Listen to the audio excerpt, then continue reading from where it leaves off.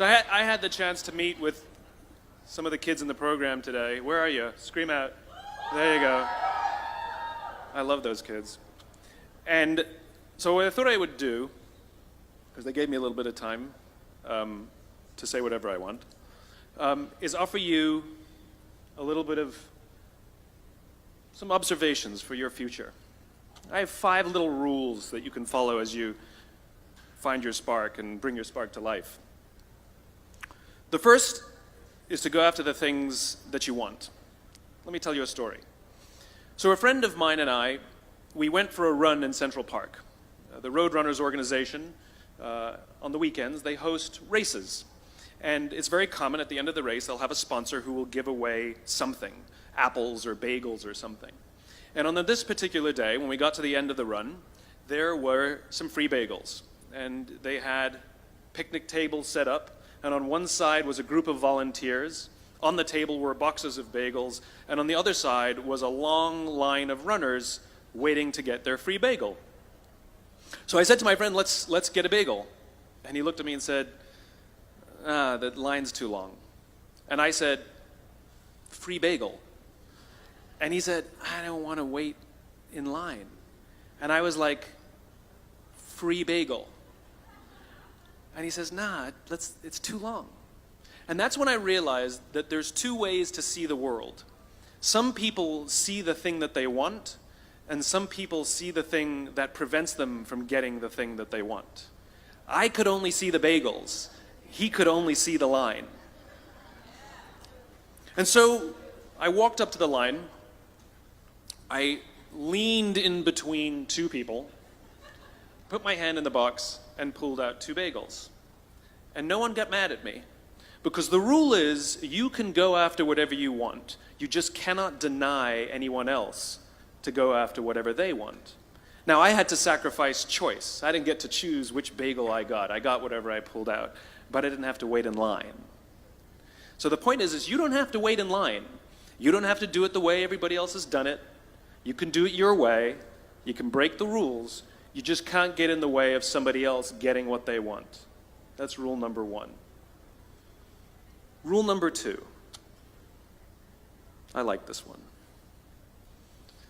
In the 18th century, there was something that spread across Europe and eventually made its way to America called puerperal fever, also known as the Black Death of childbed.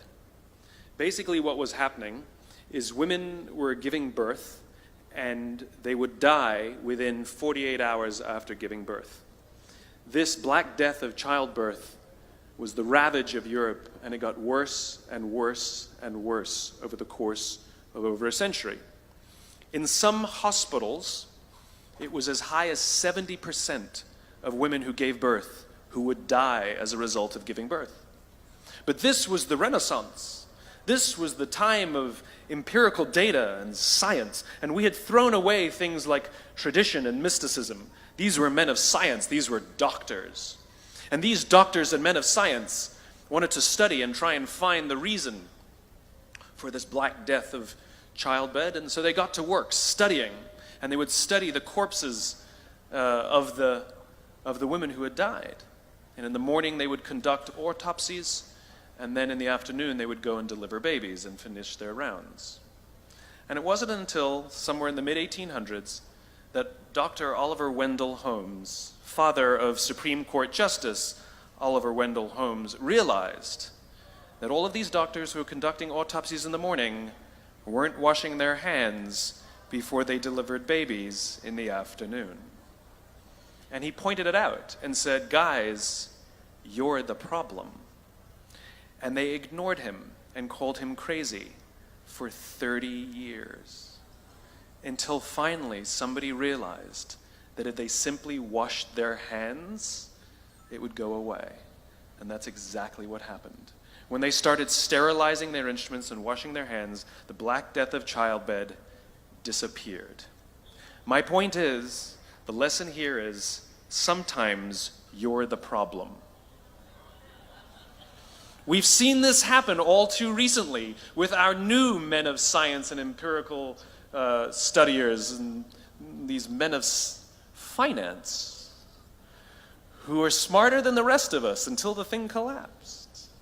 And they blamed everything else except themselves.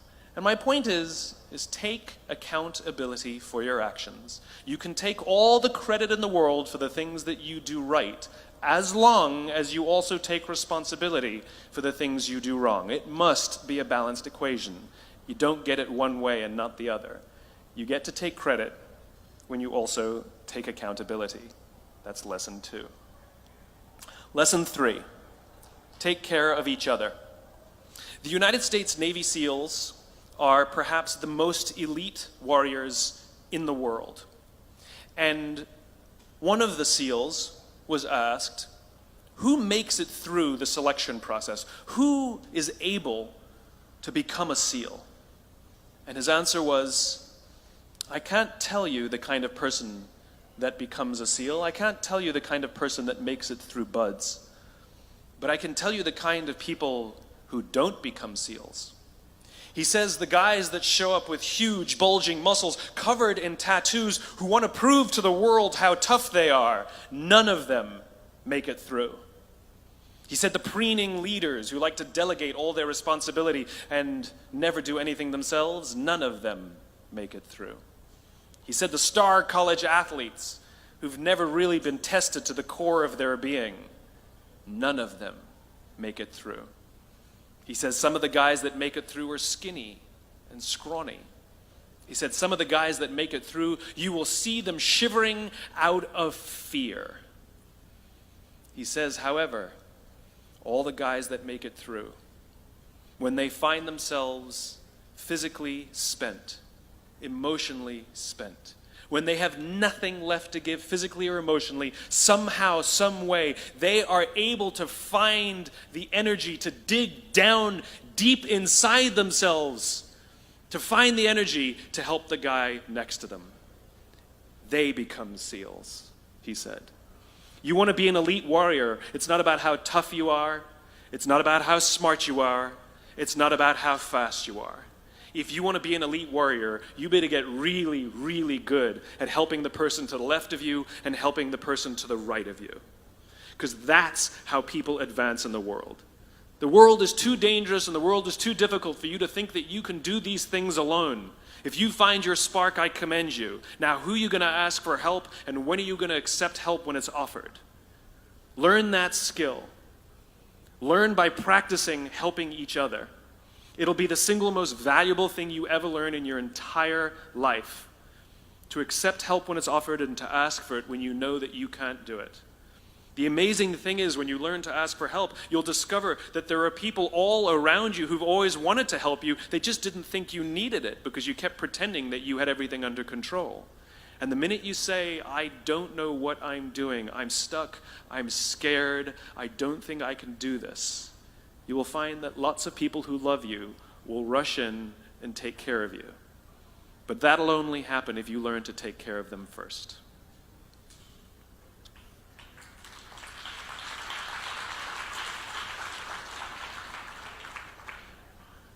Lesson 4. Nelson Mandela is a particularly special case study in the leadership world because he is universally regarded as a great leader. You can take other personalities, and depending on the nation you go to, we have different opinions about other personalities. But Nelson Mandela, across the world, is universally regarded as a great leader. He was actually the son of a tribal chief. And he was asked one day, how did you learn to be a great leader? And he responded that he would go with his father to tribal meetings. And he remembers 2 things when his father would meet with other elders. 1, they would always sit in a circle. And 2, his father was always the last to speak. You will be told your whole life that you need to learn to listen. I would say that you need to learn to be the last to speak. I see it in boardrooms every day of the week. Even people who consider themselves good leaders, who may actually be decent leaders, will walk into a room and say, here's the problem, here's what I think, but I'm interested in your opinion, let's go around the room. It's too late. The skill to hold your opinions to yourself until everyone has spoken does two things. One, it gives everybody else the feeling that they have been heard. It gives everyone else the ability to feel that they have contributed. And two, you get the benefit of hearing what everybody else has to think before you render your opinion. The skill is really to keep your opinions to yourself. If you agree with somebody, don't nod yes. If you disagree with somebody, don't nod no. Simply sit there, take it all in, and the only thing you're allowed to do is ask questions so that you can understand what they mean and why they have the opinion that they have. You must understand from where they are speaking, why they have the opinion they have, not just what they are saying. And at the end, you will get your turn. It sounds easy, it's not. Practice being the last to speak. That's what Nelson Mandela did. Number 5. This is Monty Python. 1, 2, 5, 3. For all the other nerds in the audience. There's one. Number 5. My favorite one of all. True story. There was a former Undersecretary of Defense who was invited to give a speech at a large conference, about 1,000 people. And he was standing on the stage with his cup of coffee and a styrofoam cup, giving his prepared remarks with his PowerPoint behind him. And he took a sip of his coffee and he smiled and he looked down at the coffee. And then he went off script. And he said, you know, last year I spoke at this exact same conference. Last year I was still the Undersecretary. And when I spoke here last year, they flew me here business class. And when I arrived at the airport, there was somebody waiting for me to take me to my hotel.